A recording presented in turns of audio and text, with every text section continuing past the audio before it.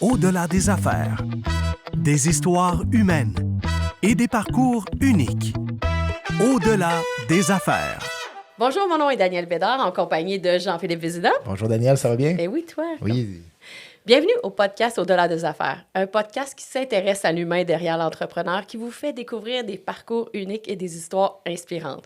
Et aujourd'hui, j'aimerais savoir, Jean-Philippe, qui on a comme invité? Oui, on a le plaisir de recevoir M. Claude Zarier. OK. En fait, Claude, son aventure a commencé en France. OK, on a un Français avec nous. Exactement. Il a lancé plusieurs entreprises dès son jeune âge en France.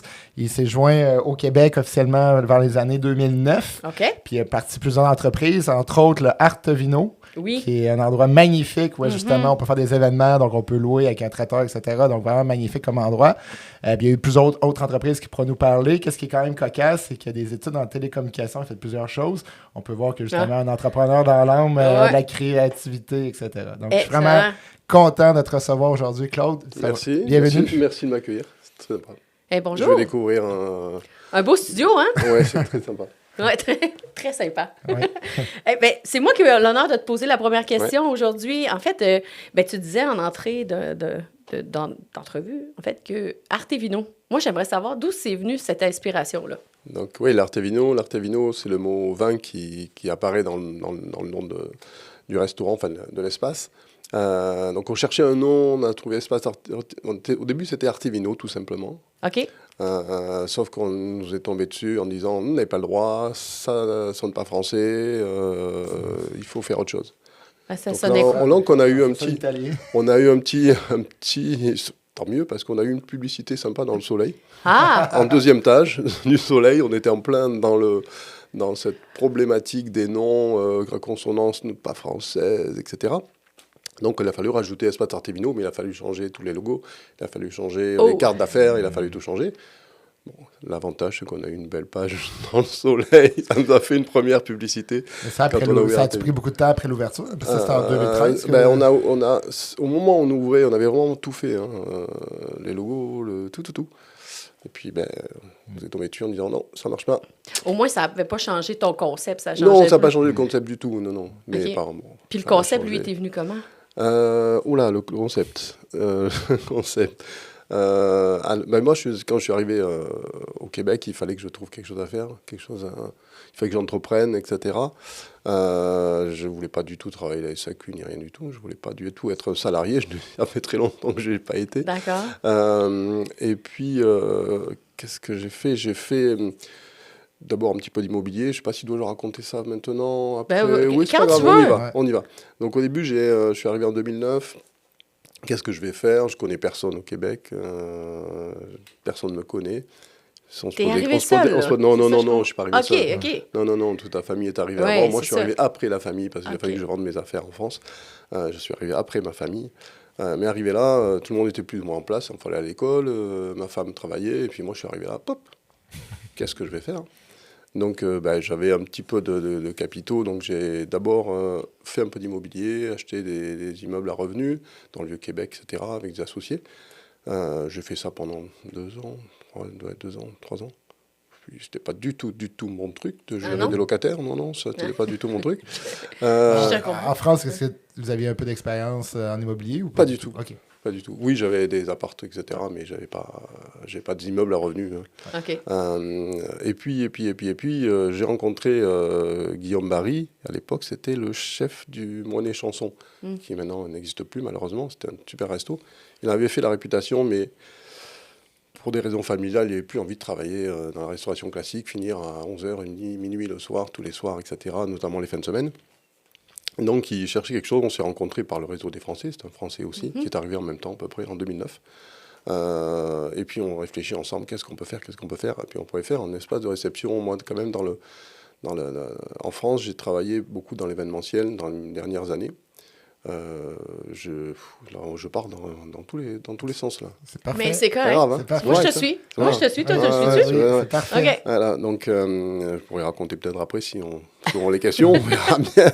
Et puis, donc, on a dit, tiens, pourquoi pas manquer quelque chose où on peut faire venir les gens sans être vraiment de la restauration classique avec des particuliers qu'on attend. On prend des rendez-vous. Le soir, est-ce qu'on va avoir 2 personnes, 10 personnes, les gens viennent pas, comme on voit en ce moment les no-shows.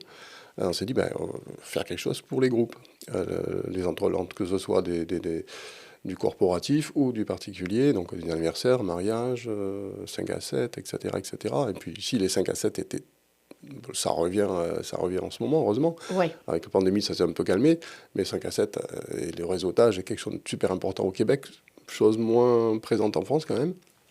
Donc on s'est dit, on va monter un espace comme ça. Donc on a cherché pendant plusieurs mois l'endroit parfait pour le faire. Il y avait des endroits, mais il fallait investir peut-être 2 millions d'investissements, refaire tous les locaux qui étaient des murs vides, etc. Puis on a fini par trouver l'ancien Sakura Mango à l'époque, sur le Bourgneuf, c'est le Sakura Mango, qui avait fermé, mais les installations, il y avait des petits travaux à faire, mais pas énormes. Donc on s'est dit, l'endroit parfait. Donc on a monté ça ensemble. Et au début, en fait, pour faire venir les gens, parce qu'il fallait faire connaître cet espace, on avait fait un système, le cellier, on avait fait un cellier corporatif. Donc on avait inventé un système en disant, on va faire venir les entreprises avec des celliers corporatifs. Donc on avait fait un énorme cellier au milieu de l'espace, dans lequel on avait dans des racks où on mettait le nom des entreprises, on leur louait à l'année pour une somme assez modique des espaces avec leur nom dessus gravé. Ils mettaient leurs vins et quand ils venaient avec leurs clients, ils allaient choisir les vins dans l'espace, etc. Ouais. Donc ça a fait venir les premières entreprises. OK. On se fait connaître, qui venaient leurs 5 à 7, etc., etc., etc. Donc ça a fonctionné, ça nous a permis de démarrer. Le souci, c'est que ce beau cellier qui était au milieu nous prenait beaucoup de place. C'était très bien, mais quand on voulait faire des vrais soupers conférences, choses comme ça, on avait ce cellier qui était au milieu de l'espace. C'était beau, mais pas du tout pratique.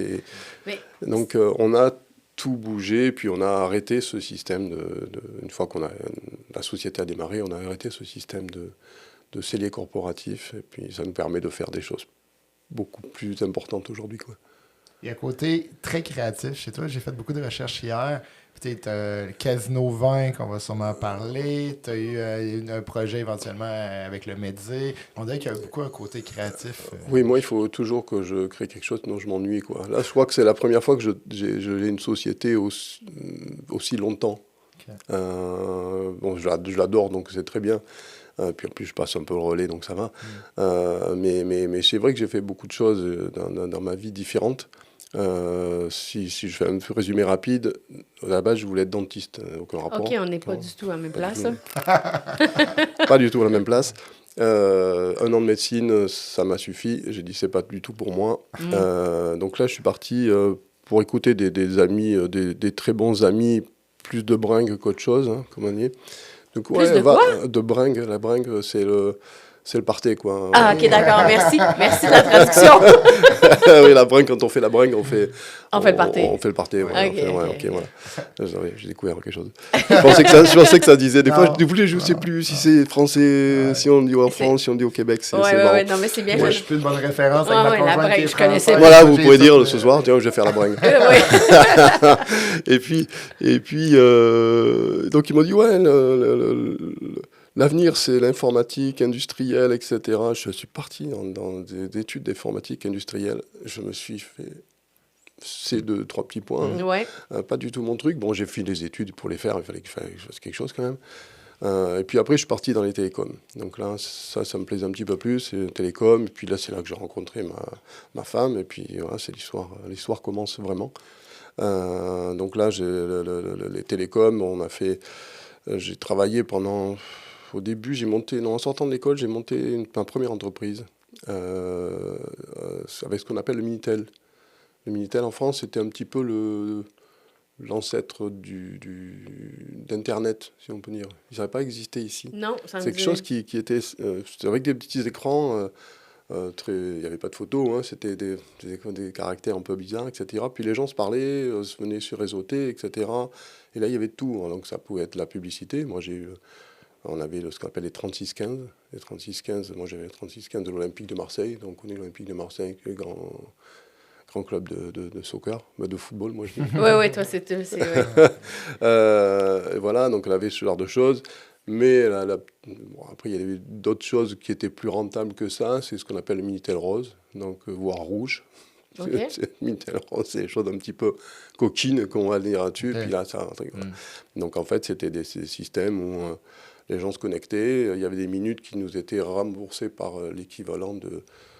c'était France Télécom, ça s'appelle. Donc c'était un organisme d'État qui recevait les factures et qui nous en reversait une partie.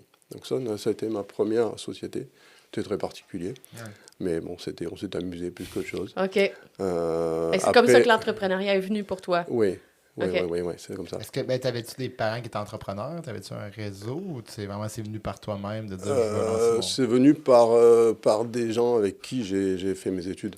Okay. Bon, enfin, voilà. Ouais. Ça a toujours été, quand j'ai monté quelque chose, ça a toujours été souvent par amitié, par connaissance, par la famille. J'aime beaucoup ce genre de choses. Donc, vraiment dans les relations. L'entrepreneur, pour toi, par rapport des relations avec qui tu as des relations, des idées qui arrivent. Puis... Oui, non, c'était souvent par des... La première société, c'était vraiment des amis, et puis on a monté ça ensemble. Donc après l'Internet commençait à arriver, donc on voyait que cette bulle du Minitel commençait à s'écouler, un petit peu à baisser. On va faire autre chose, commencer à avoir des enfants, on va faire quelque chose de plus sérieux. Là, c'est là où j'ai commencé, c'est la partie de ma vie où j'ai été salarié. J'ai été salarié, donc je suis rentré dans un grand groupe qu'on appelle Vinci. Vinci, on le connaît ici, en France, c'est une grosse société. Au début, ça ne s'appelait pas Vinci, c'est devenu Vinci plus tard. Tu sais, c'est quoi Vinci, là, les stationnements? Vinci, c'est les stationnements. Ici, il y a les stationnements, ils ont les aéroports en France, ils ont les autoroutes, ils ont beaucoup aussi de tout ce qui est construction, c'est énorme. Oui, c'est énorme. Au début, c'était pas Vinci, c'est devenu après Vinci parce qu'ils ont racheté des grosses structures, des grosses sociétés en France. Et puis voilà, donc j'ai travaillé dans les télécoms, j'ai installé en France le premier réseau dans le sud de la France, le premier réseau pour le petit téléphone qu'on a dans la poche là. Voilà, j'ai installé des pylônes, des choses comme ça, etc. Est-ce que tu as été plus vers justement comme salarié, tu avais le cœur de comme entrepreneur, mais c'était-tu aussi vraiment plus pour la famille, pour là c'était c'est deux choses, c'est une opportunité parce que c'était quand même intéressant en termes financièrement, c'est intéressant. Et puis c'était le début, donc c'était génial, c'était un peu western au début, on ne savait pas du tout ce qu'on construisait, comment on construisait, on a reçu du matériel, on ne savait pas ce que c'était, il fallait construire ça là. Donc, et puis ça a super bien marché, puis finalement on était une petite structure d'une 30-40 personnes, en 2-3 ans c'était rendu à peu près à 300-400 personnes. Donc là, Vinci, qui n'aimait pas les grosses structures, a dit il faut séparer tout ça en plusieurs parties. Et puis moi, donc, j'ai pris là la tête d'une des entreprises. On a divisé en 3 entreprises. J'ai pris la tête d'une des entreprises. Donc je me suis retrouvé avec une centaine de salariés. Ouais.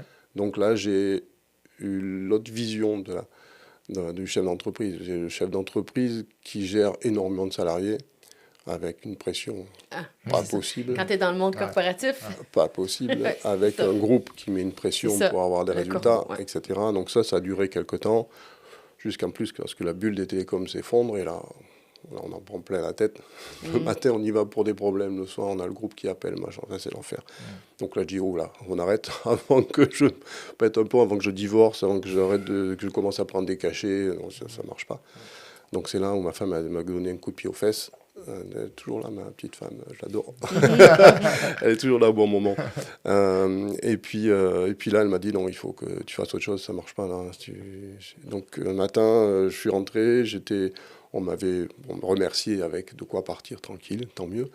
Mais moi, j'étais là, je me désespérais tout seul, qu'est-ce que je vais faire. Et puis tu vas me faire, mais tu aimes le vin. Tu as toujours voulu faire quelque chose dans le vin, c'est le moment ou jamais de le faire. Je dirais, tu as raison. Donc, je me rappelle, c'était un jeudi.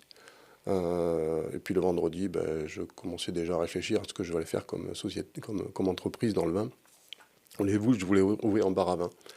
Mais là, c'était risqué. OK.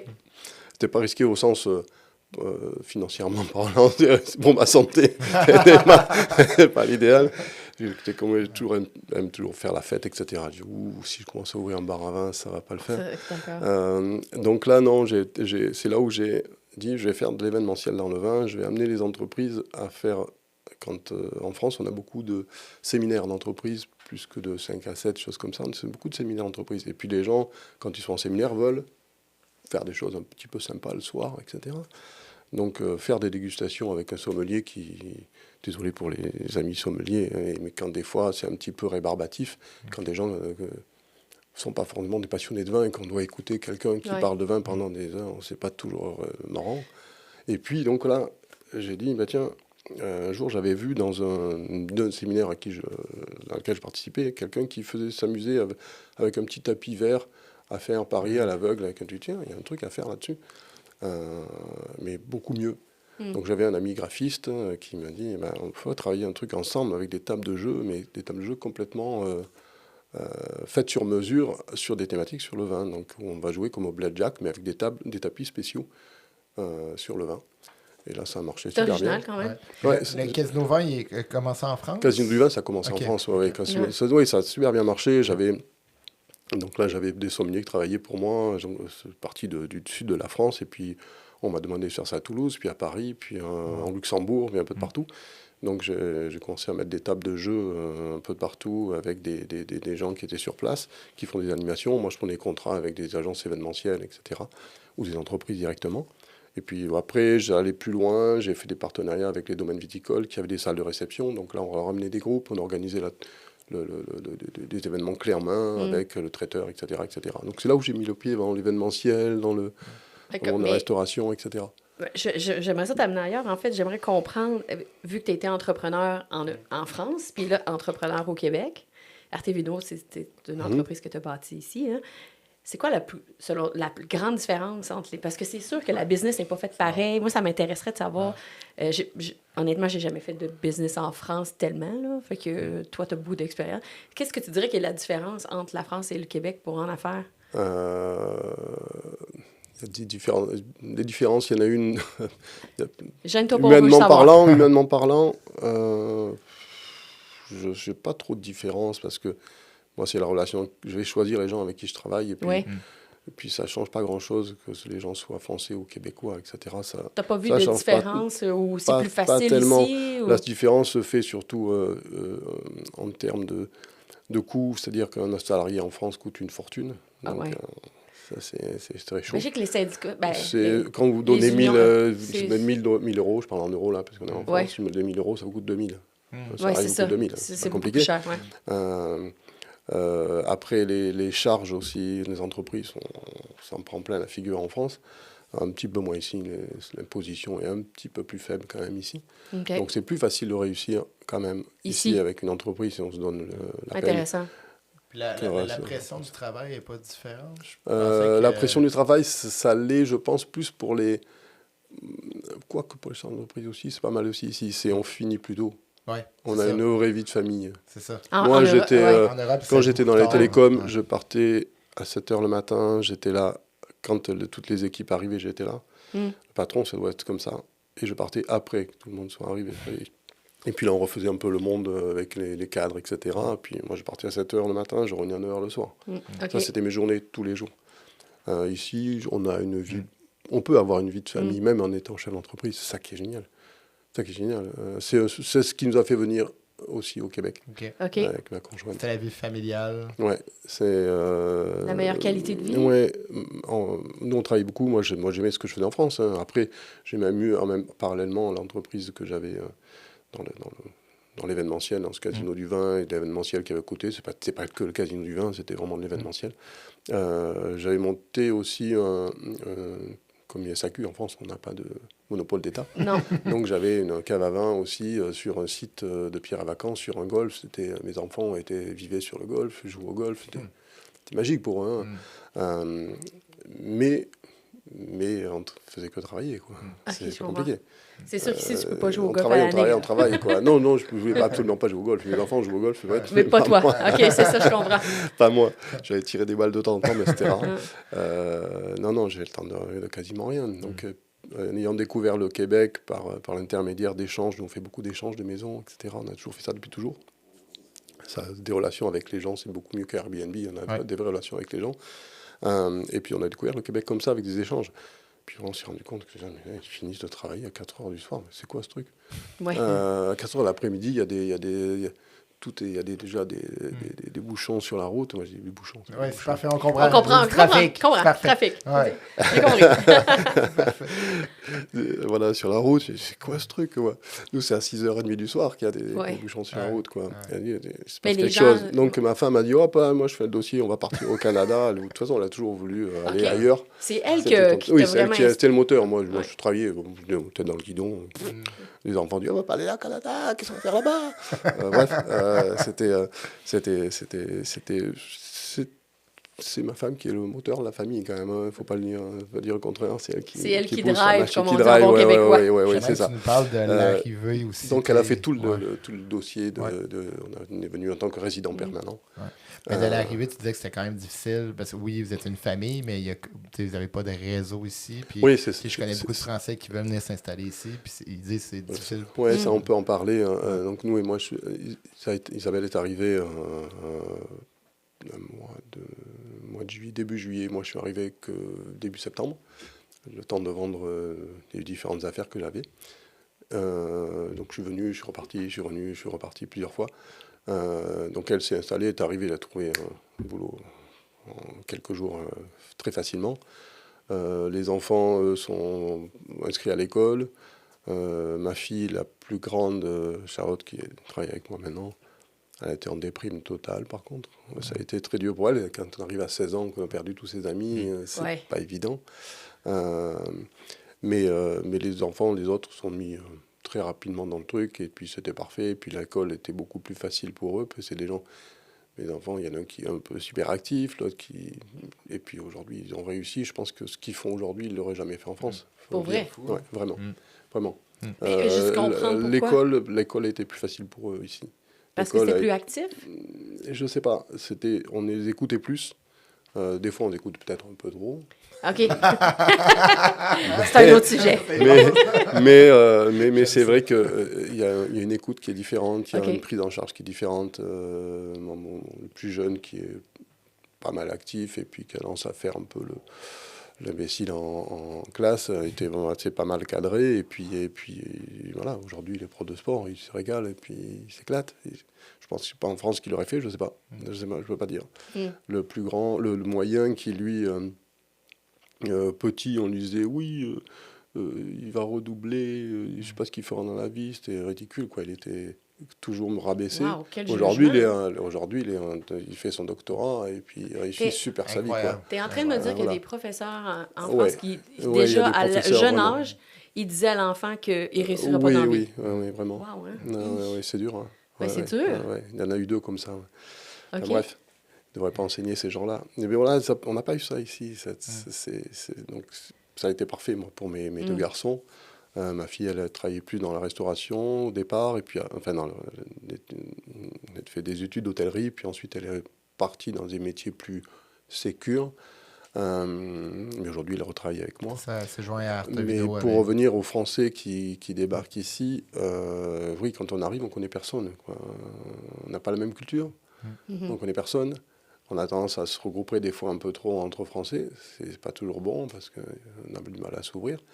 Et puis finalement, quand on le veut, ça marche bien. Mais il y a beaucoup de Français, énormément, qui sont repartis. Il ne faut pas se leurrer.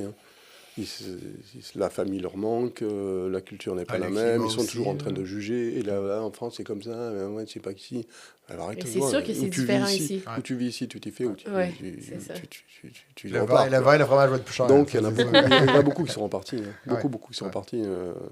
Mon associé, lui, mon premier associé, Guillaume, est reparti en France, plus pour des raisons familiales, parce qu'ils auraient galé au Québec, ils s'éclataient, mais pour des raisons familiales, vraiment, ils ont envie de retour. Ça leur manquait trop. Ils étaient plus jeunes que nous. La famille leur manquait, les frères et sœurs, etc. Bon. Qu'est-ce qui fait que ta famille s'est intégrée finalement, puis vous êtes encore ici?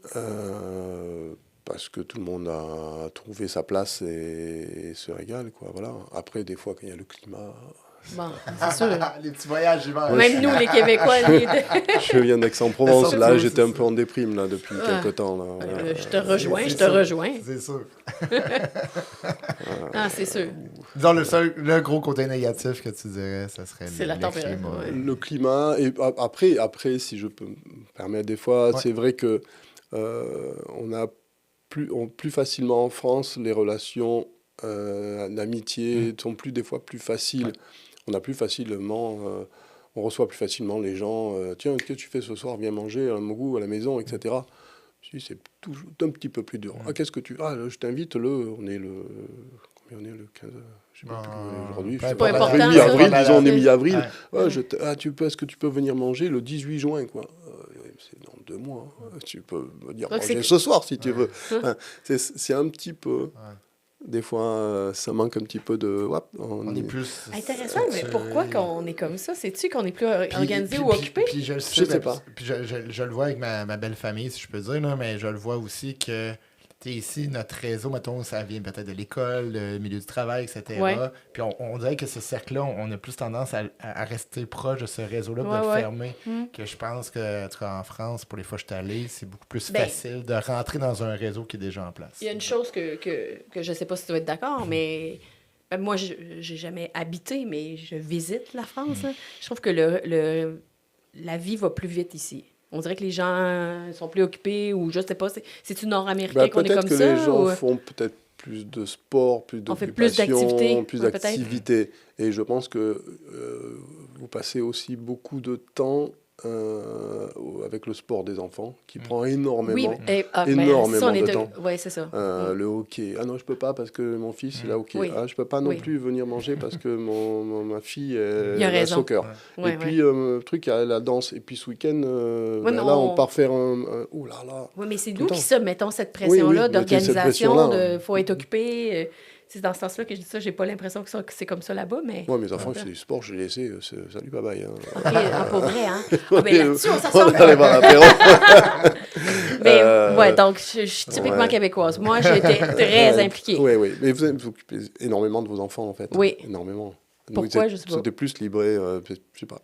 C'est culturel, peut-être? C'est peut-être culturel, je pense. Puis vous avez des sports qui durent longtemps. Le hockey, ça dure, ça Oui. n'en finit plus, une game de hockey. Ah, mais le foot Mais- aussi, là. ouais. Peut-être qu'ils ont moins de parties que nous, hein? C'est une saison, un match donc. de football, ça dure 90 minutes, mais il y a une mi-temps Ouais, de 15 le minutes, temps point continue. final. Ouais, je comprends. Oui, mais match de combien hockey, de ça dure parties 3 heures, une alors. saison? Tu sais, mettons, si tu prends une saison de ton football, là, Ouais. ça dure combien de temps, de combien de mois? Hey, je suis Ouais, tellement pas le football un européen. peu, un peu toute l'année, mais... Toute l'année, bon. Mais je sais pas, on avait plus C'est tendance à les amener à l'entraînement, puis on allait faire autre chose, et puis Ah, on ok. les récupérer. Ouais. Là, non, on a rien sur les gradins. Moi, je l'ai fait juste avec un de mes 3 enfants, j'ai eu la chance ici, qui avait fait du patin de vitesse. Donc là, il fallait que les parents restent là s'il arrive quelque chose, quoi que ce soit, machin, il fallait toujours être là. Ça dure longtemps. Il avait fait du courte piste ou du longue piste? Il fait des courtes pistes plus que des longues OK, pistes. parce que c'est 2 patins, c'est pas pareil. Mais voilà. Puis là, j'ai compris que ta fille, elle s'est jointe avec toi et d'autres à Artevino, c'est ça? Voilà, après, moi, ce que j'aime un peu, d'ailleurs, c'est le nom, le Ouais. représente, au-delà des affaires. C'est que, certes, c'est bien de faire des affaires, c'est bien d'entreprendre. Moi, c'est pas l'argent que je regarde au bout du compte. Il y en a Ok. beaucoup qui regardent l'argent. Mhm. Moi, c'est pas l'argent, c'est m'éclater dans ce que je fais, gagner ma vie pour voyager et pour profiter. Tout va bien. Je suis pas là pour être multimillionnaire. Rien à faire. Tant que j'ai ce qu'il faut pour vivre et pour bien vivre, tout va bien. Mais j'aime toujours cette relation. Si j'ai monté quelque chose, c'est parce que j'ai monté au début avec les amis. En France, la première entreprise. Après, quand j'ai travaillé dans le vin, c'est ce côté relationnel qu'il y a dans le vin, ce côté qui est extraordinaire avec les vignerons, avec les sommeliers, etc. C'est toujours cette relation un petit peu différente qu'on a dans les relations d'affaires. Et arrivé ici, pareil, j'ai monté quelque chose avec un jeune chef, on est devenus amis, en dehors du travail, on était ensemble, on mangeait ensemble, on sortait ensemble, on a acheté des chalets ensemble, voilà, on a fait des choses ensemble. Et puis après, quand la pandémie est arrivée, là, on a pris un bon coup derrière la tête. On a dit, bon, il faut voir qu'est-ce qu'on fait, etc. Il a fallu se séparer de pas mal de monde au restaurant.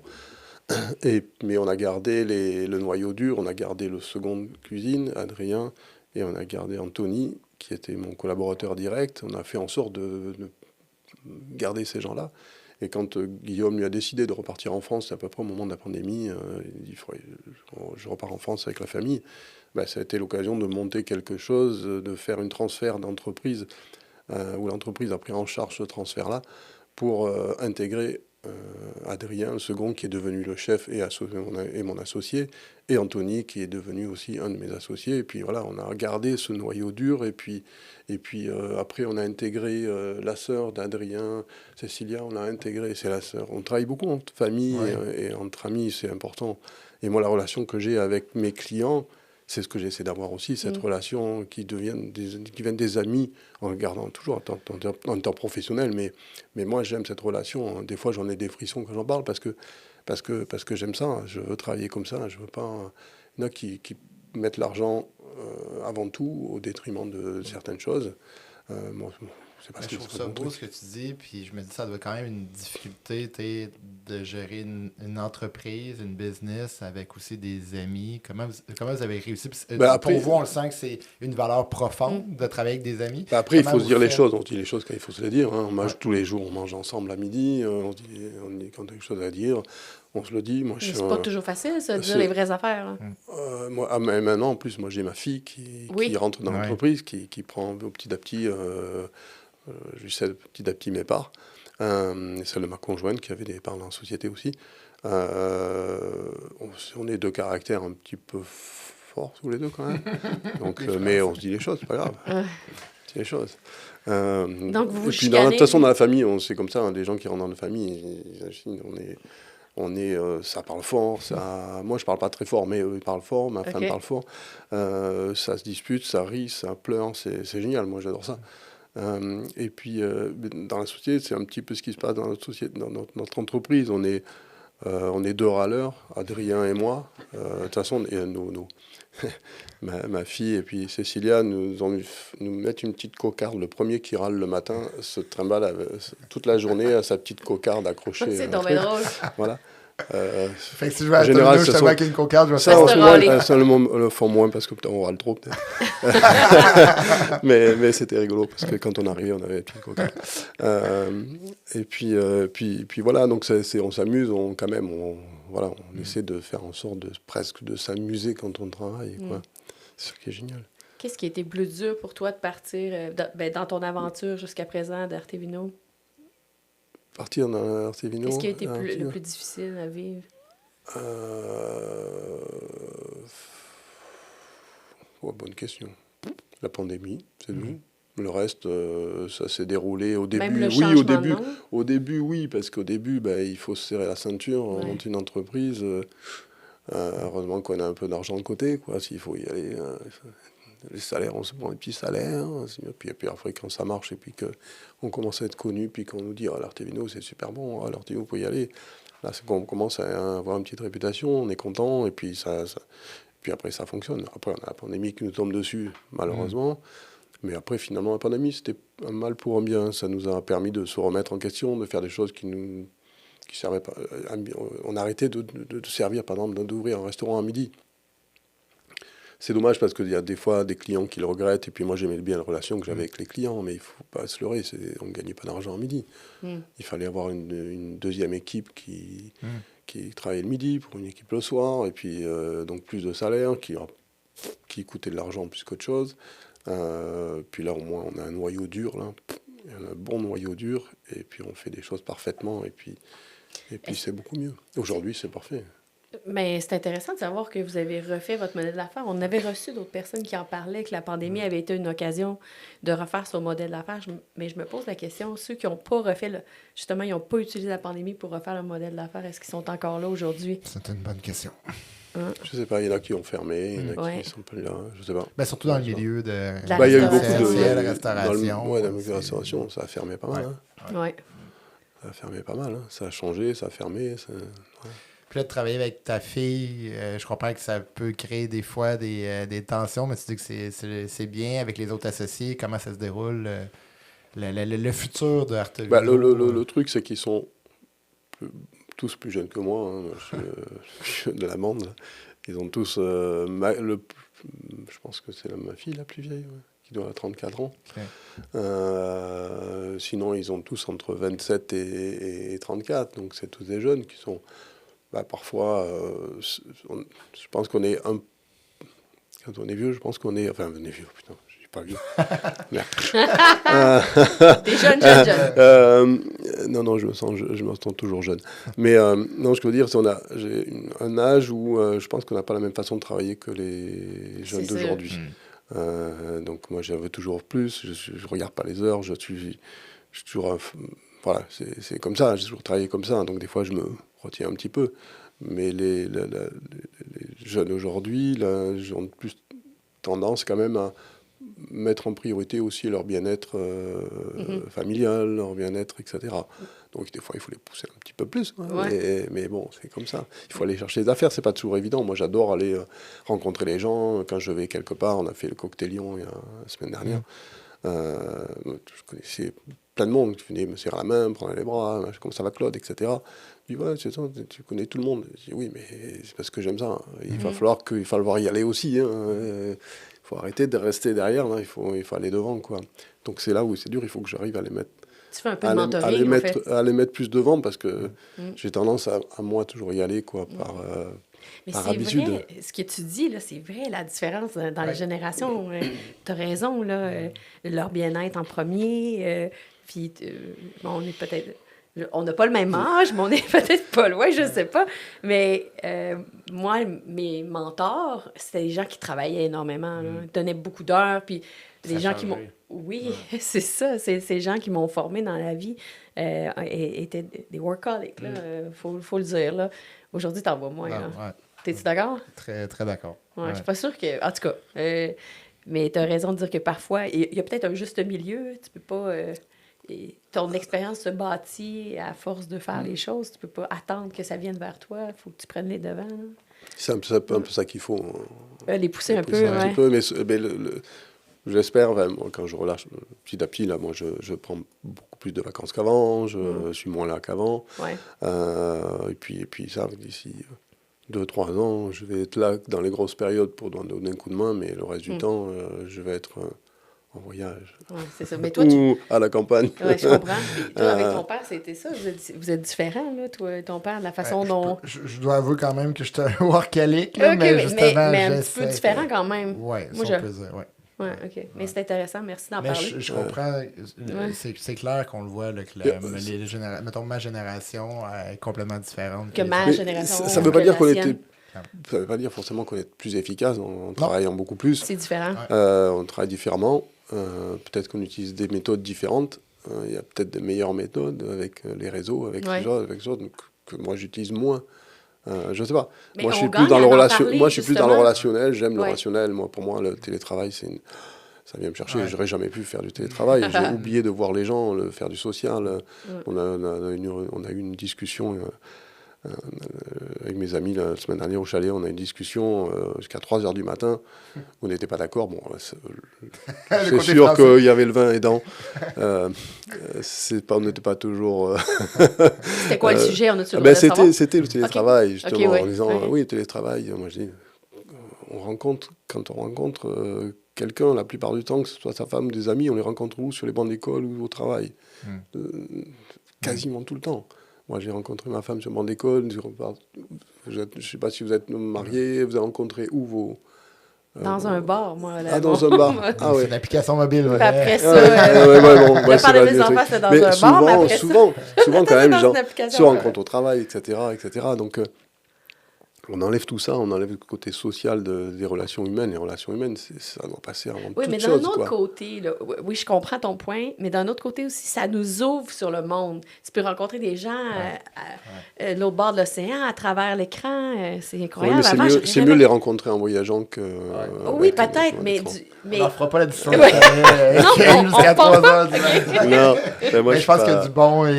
Moi, j'aime dire bonjour aux gens, j'aime avoir le contact, c'est comme ça. Après, chacun son truc. Mais c'est ça, il y a du bon dans chaque chose. Il faut peut-être voir de faire bon dans chaque chose. C'est ça.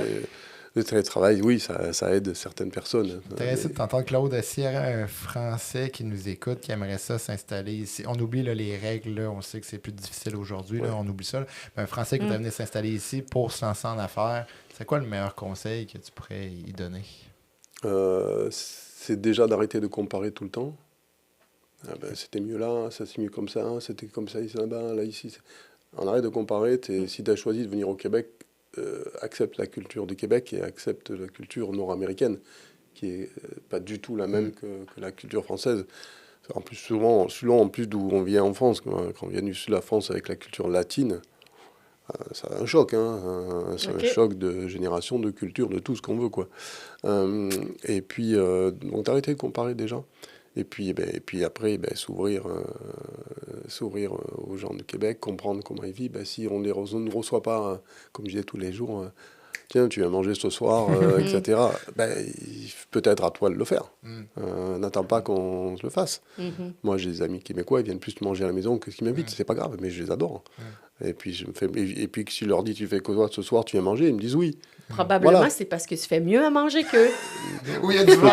Il y a du gradénon. Et que le vin est meilleur. Oui, c'est ça, exact. Non, je sais pas. Non, mais c'est que moi, ça me vient naturellement. Puis voilà, donc... et puis c'est tout. Puis après, il faut savoir faire une croix, c'est dur, sur sa famille qu'on a laissée, sur ses amis, etc. C'est pas facile. Les conseils... Mais je pense pas que j'aurais été capable, moi, de faire ça, toi. Ça dépend. Moi, c'est sûr que ma conjointe, comme j'ai. Oui, mais elle l'a fait, elle est ici, tu sais. Oui, mais c'est ça. Mais elle, sa famille est en France. Sa famille va peut-être venir s'installer éventuellement. Mais le point, c'est qu'à un moment donné, quand pour X raison, tu te sens pas bien dans ton pays ou que tu as le goût d'explorer autre chose, je pense que c'est rendu là. En effet, moi aussi, je suis un peu d'avis de toi. Présentement, moi, à Québec, je suis extrêmement bien. Mais peut-être que si justement il y a des changements, etc., que tu trouves que ça te représente plus comme endroit, mais peut-être que là, oui, tu es plus poussé à aller... Moi, j'ai eu l'expérience de gens qui sont venus en disant « Oh, la France, on en a marre, c'est pas bien, il y a l'immigration, le truc, etc. » Enfin, bon, bref. De toute façon, c'est des gens qui seront jamais bien nulle part. Tout à fait. Donc, on peut rien en faire. J'ai pas de conseil à leur donner. Juste, ne venez pas ici, restez chez vous et continuez à pleurer. Ça changera rien. Si vous venez ici, ce sera peut-être même pire. Donc, c'est juste ceux qui ont vraiment envie de venir parce qu'ils veulent faire autre chose. Quelque part, c'est ma conjointe qui nous a poussé, qui a fait le dossier. Elle voulait vraiment faire autre chose, aller ailleurs, venir ici, parce que pour elle, le Québec, c'est quelque chose qui lui parlait. Voilà, donc... là, ça s'est bien passé forcément. Parce que justement, on arrive au segment questions de des affaires. Donc, c'est une question qui fait un petit peu plus réfléchir. Si j'ai bien compris, dans le fond, tu disais que le changement de la France au Québec, c'est venu principalement de ta conjointe. C'est elle qui a eu l'idée. Donc, c'était un peu sur un coup de tête. Si aujourd'hui, là, on pourrait faire un peu un film, là, on pourrait revoir tout ton parcours, la famille, etc., au Québec. Est-ce que tu t'attendais... Aujourd'hui, là, on regarde le passé. Est-ce que tu t'attendais à ça quand tu es venu au Québec? Est-ce que tu peux dire que tu t'attendais à que ta famille réussisse autant, qu'à Artevino? Est-ce que pour toi, c'était clair que c'était le chemin à suivre? Ah non, pas du tout.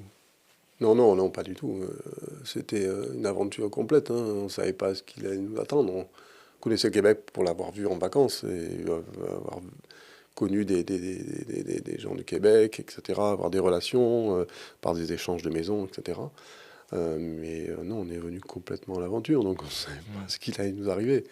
Moi, je sais que personnellement, quand je suis arrivé ici, les 2-3 premiers mois, j'étais exécrable. C'était pas moi-même. J'ai dit, qu'est-ce que je fais ici, quoi. Parce que j'avais pas vraiment choisi forcément d'être venu. Ce que je faisais en France, tout allait bien. C'était... Est-ce qu'il y avait quelque chose qui venait te chercher quand tu dis que tu étais exécrable? J'étais exécrable parce que je vais aller faire quoi comme métier? J'allais faire quoi comme... je n'allais pas rester chez moi à la maison c'est une recherche à faire la cuisine, à faire les boîtes à lunch, quoi. C'est pas... J'ai dit, waouh, c'est ce que je faisais au début. J'ai cuisiné les boîtes à lunch, j'allais chercher les enfants à l'école et tout. Je fais, oula. Ça marche pas le truc. Et j'ai dit, qu'est-ce que je vais faire? J'avais pas envie de revenir salarié, de repartir dans des télécoms de Louis. J'aurais pas allé travailler dans les télécoms, etc., ce que j'avais fait. Je vais pas faire ça, j'ai pas envie de faire ça. Ma passion, c'est pas ça. Je fais l'événementiel, je fais du vin, c'est là que je veux travailler là-dedans, quoi. Donc heureusement que j'ai fait un peu de l'immobilier, et puis ça m'a sorti des trucs. Je me suis occupé de ça pendant quelques temps, mais pareil, c'est pas encore ça, quoi. Donc j'avoue que les 2-3 premiers mois, plus personne ne me supportait à la maison. J'étais exécrable.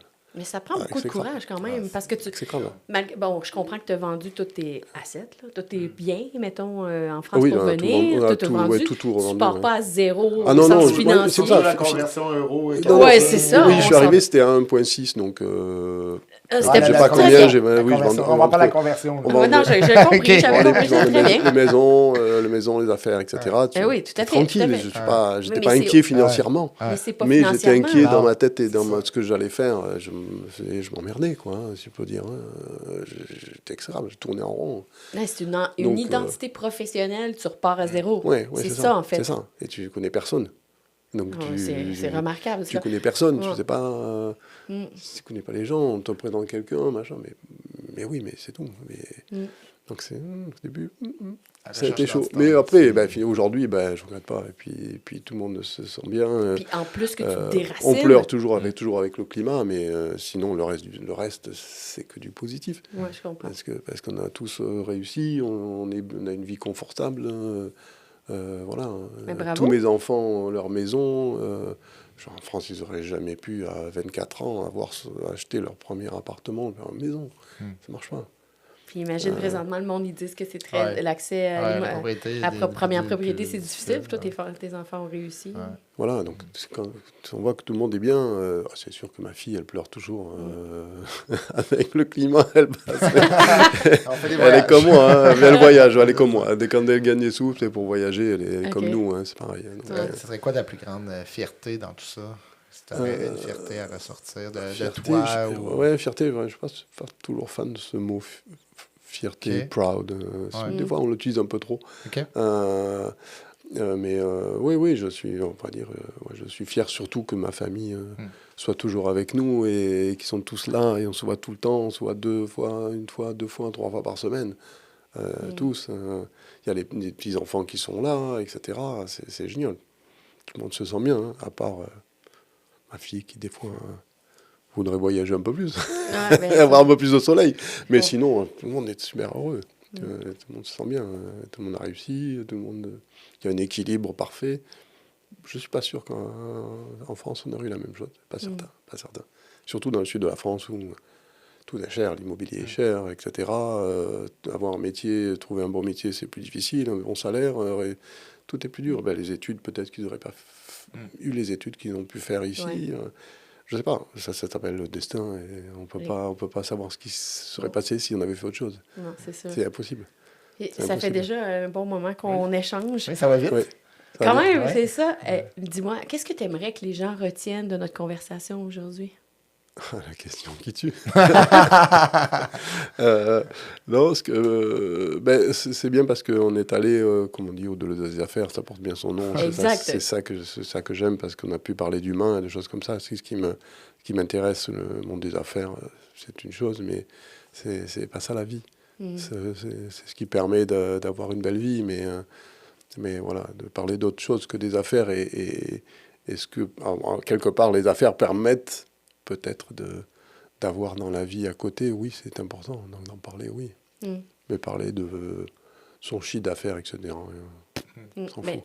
je trouve intéressant que tu amènes un aspect que c'est possible d'avoir une entreprise qui est lucrative dans sa passion, puis aussi dans les relations. En fait, c'est de bâtir ta business, si tu veux, en lien avec toutes les relations avec les gens que tu aimes travailler. Tu n'as même pas l'impression probablement de travailler, toi. Pas toujours, des Pas fois tout- oui. Ben, des fois, oui, peut-être Des fois, sur certaines Des fois, choses, oui, mais, quand même. mais tu as plus de plaisir. T'as plus de plaisir, c'est ce que Ça je dépend comprends. ce qu'on fait, oui, mais c'est vrai que j'ai le plaisir avant tout. Ouais, Ouais, c'est top. ouais, mais en fait, moi, c'est ce que je retiens de toi, c'est de se dire, c'est possible d'avoir une entreprise avec sa passion, Ouais. puis de la monter à la façon dont Ouais. on veut, tu sais, Ouais. puis d'avoir du plaisir là-dedans. Je souhaite à tout le monde de travailler comme ça, hein, de faire ça d'abord par passion et pas pour l'argent, quoi. Ben voilà. Oui, il faut en gagner de l'argent, il ne faut pas se leurrer. Hein. Je préfère gagner de l'argent pour voyager, pour être bien dans la vie, avoir une belle maison, c'est sûr. Mais le fait Mais, que tu en parles avec passion t'amène le revenu, en fait. Oui. Mm. Tant qu'on peut, moi je le souhaite à tout le monde. Quoi. Ouais. Ce que je retiens Puis d'entrevue, c'est Claude, j'ai lu beaucoup sur toi, tu es vraiment une personne, comme j'ai dit en introduction, là, très créative. Tu as beaucoup de bonnes idées, tu as beaucoup d'idées. Puis pour moi, c'était clair que tu étais un entrepreneur dans l'âme rapidement. Puis justement, comme tu as mentionné, le fait de quitter un pays pour venir à un autre, de continuer quand même dans cette réflexion-là, de te lancer en affaires, même dans un autre pays, avec pas de contact, où tu as bâti des relations, puis tu as des amis qui ont suivi, puis la famille. Mais quand même, je trouve que c'est beaucoup de résilience que tu as eue. Puis tu as toujours gardé le côté, comme tu as dit, humain, relation. Je pense que c'est vraiment important en affaires. Oui, il y a des défis, c'est clair, mais d'avoir du fun puis de travailler avec des gens qu'on aime, mais c'est un peu ça les relations. l'entreprise. Oui, puis la petite anecdote pour terminer, j'étais mardi soir, il y avait Patrice Plante, qui est Monsieur Cocktail, que vous connaissez, qui est un ami, nous a invité à un genre de concours qu'il organise pour de cocktails, de bartenders qui font des cocktails au Canada, mais sans alcool. Et puis, ce que j'adore, c'est que quand je suis arrivé avec ma conjointe, ils m'ont dit « Ah, mes humains préférés ». Voilà. Ça, c'était top, quoi. C'est Voilà, un beau compliment. Ouais, c'est un beau compliment, ouais. Ça me donne des frissons. Après, ma fille, elle me dira « T'es trop émotif ». Bon, on reste sur le beau compliment pour terminer. Qu'est-ce que tu penses? Oui, c'est bon, parfait. merci de m'avoir accueilli. Claude. Merci, c'était Merci sympa. d'avoir Très été sympa. là. Oui, donc on invite les gens à nous suivre sur toutes les différentes plateformes. Exact. Donc, YouTube, Spotify, Apple, j'en ai Exactement. ça. Exact. Donc, on vous invite à nous suivre dans les prochains épisodes. Merci encore une fois, puis on se dit à très bientôt. Bye. Bye bye. Au-delà des affaires, des histoires humaines et des parcours uniques. Au-delà des affaires.